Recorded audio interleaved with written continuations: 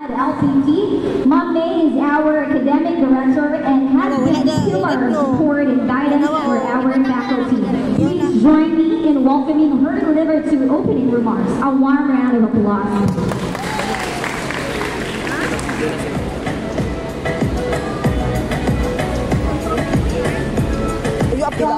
Administrator, Attorney Charis, Non-Wilson, M.M.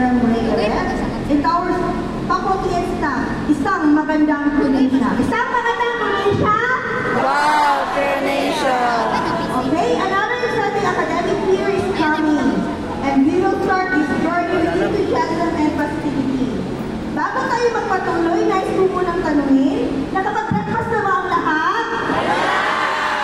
Okay, mag-breakfast kayo mamaya. Okay, importante ang magandang sumuna sa umaga para sa may isang masiglang araw. First, I would like to extend a warm welcome to all our dedicated teachers. Thank you for being here today and for your commitment to our mission of providing quality education.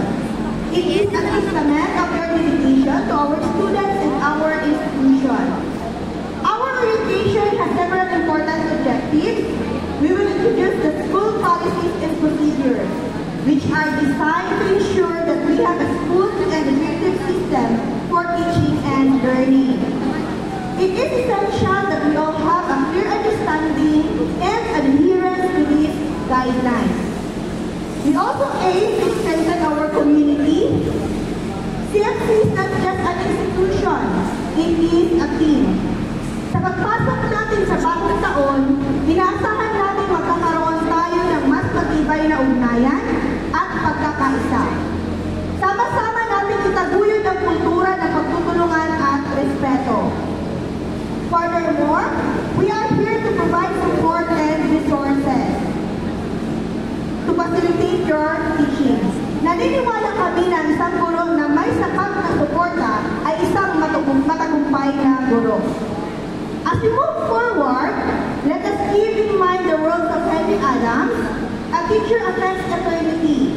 He can never tell where his influence stops. Bilang mga guro, tayo ay may malaking papel na ginagampanan sa buhay ng ating mga mag-aaral. Ang bawat araw na tayo ay nasarap ng klase, ay pagkakataon upang mag-iwan ng positibong marka sa kanilang mga buhay. So let's make this orientation not only informative but also enjoyable. Let's engage, ask questions, share experiences, and most importantly, let's have fun. Together, let's make this academic year one of success and fulfillment for both our students and ourselves. Maraming salamat at mabuhay tayong lahat. Thank you so much, Ma'am May, for those inspiring words. Your dedication to our academic community